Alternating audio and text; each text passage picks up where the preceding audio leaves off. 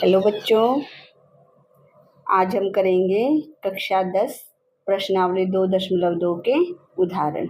तो इसका पहला उदाहरण है द्विघात बहुपद x² + 7x + 10 के शून्यक ज्ञात कीजिए और शून्यकों और गुणांकों के बीच के संबंध की सत्यता की जांच कीजिए। तो क्या दे रखा है बहुपद हमें?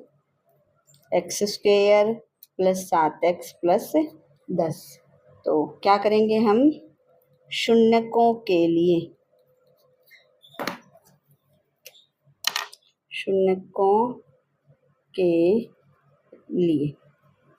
इसको 0 के बराबर रखेंगे। x² + 7x + 10 बराबर 0। अब हम इनके क्या बनाएंगे? गुणनखंड बनाएंगे। गुणनखंड कैसे? देखो, ऐसी संख्या सोचें, यहाँ कुछ नहीं, इसका मतलब 1 है। ऐसी संख्या सोचो कि गुणा करें तो इन दोनों की गुणा, 1 गुणा 10 क्या आ जाएगा? 10 आ जाएगा। गुणा करें तो 10 मिले और आखिरी निशान ये प्लस का है, इसका मतलब जोड़ने पर क्या मिले हमें? 7। तो ऐसी संख्या क्या होंगी? 5 और 2। 5 और 2 की गुणा करो, 5 दूनी 10 आ जाता है। दोनों को जोड़ो तो 7 आ जाता है। तो इस बीच वाले को तोड़ना है।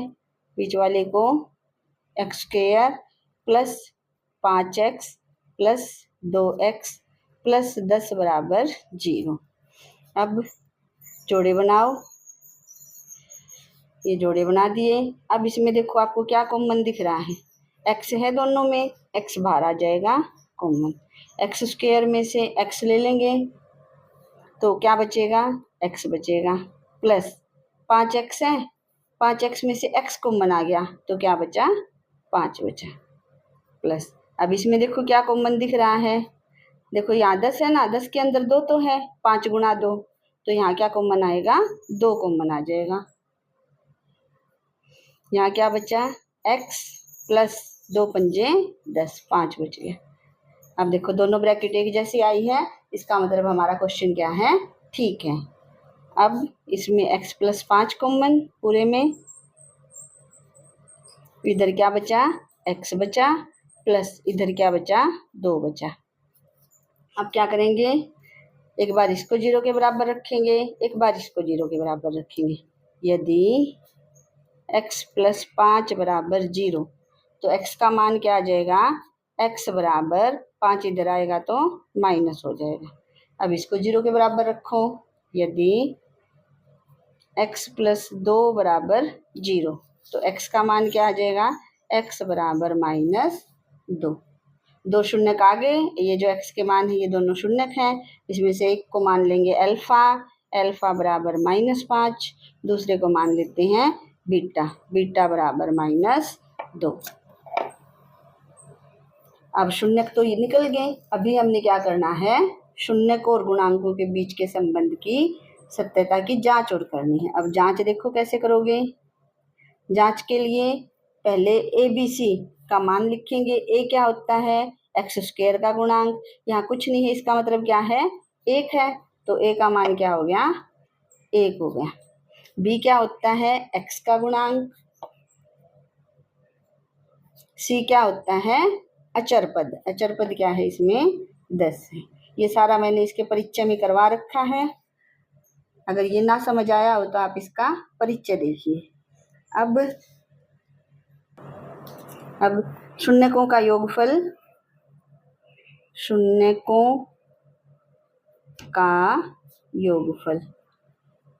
योगफल मतलब अल्फा + बीटा बराबर फॉर्मूला बताया हुआ है पहले, -b/a। अल्फा का मान क्या है हमारे पास? -5 है, प्लस बीटा का मान क्या है हमारे पास? -2 है, माइनस b का मान क्या है? 7/a का मान क्या है? 1।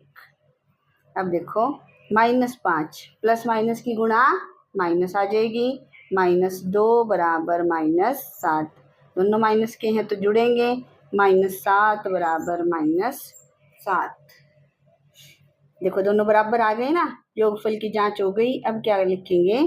शून्यकों का गुणनफल। यानी कि अल्फ़ा इंटू बीटा बराबर क्या होता है, C/A। अल्फ़ा का मान -5 इंटू बीटा का मान -2। जब भी माइनस आए हमें क्या करना है, ब्रैकेट लगानी है। सी का मान क्या है, 10/A का मान क्या है, 1। माइनस माइनस की गुणा क्या होगी, प्लस हो जाएगी। 10 बराबर 10, दोनों बराबर आ गए, इसका मतलब ये भी जांच हो गई। तो इस तरह पहला उदाहरण पूरा होता है। अब करते हैं दूसरा उदाहरण। अगला उदाहरण देखो, बहुपद x² -3 के शून्यक ज्ञात कीजिए। शून्यकों तथा गुणांकों के बीच संबंध की सत्यता की जांच कीजिए। क्या दे रखा हमें, x² -3। वही काम शून्यकों के लिए इसको 0 रखेंगे। x² -3 बराबर 0। x² बराबर माइनस इधर आके प्लस का हो गया। अब ये देखो वर्ग है ना, वर्ग इधर आके क्या बन जाता है, वर्गमूल। और हमेशा जब भी वर्ग इधर आके वर्गमूल बनता है, दो निशान आते हैं, एक प्लस का एक माइनस का। तो x का मान क्या आ गया, प्लस माइनस वर्गमूल 3। दो मान आ गए, इसका मतलब ये दो शून्यक हो गए। एक को क्या मान लेंगे, अल्फा। अल्फा बराबर प्लस का वर्गमूल 3 और बीटा बराबर माइनस का वर्गमूल 3। अब उसी तरह जांच करेंगे। जांच के लिए पहले ABC का मान लिखेंगे। A क्या होता है, x² का गुणांक। x² के साथ कुछ नहीं, इसका मतलब 1 है। A बराबर 1। अब B क्या होता है, x का गुणांक। x तो इसमें है ही नहीं, इसका मतलब B का मान क्या है, 0 है। और C का मान क्या है, अचर पद, माइनस हमेशा साथ रखना है। C बराबर -3। अब शून्यकों का योगफल यानी कि अल्फा प्लस बीटा, फॉर्मूला है -B/A।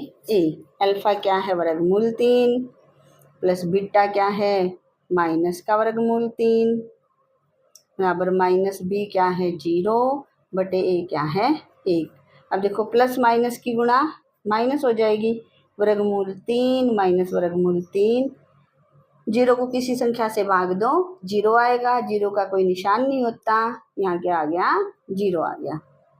वर्गमूल 3 प्लस का, वर्गमूल 3 माइनस का, कट के क्या आ जाएगा, 0 आ जाएगा। 0 बराबर 0, बराबर आगे दोनों। अब करेंगे गुणनफल की जांच।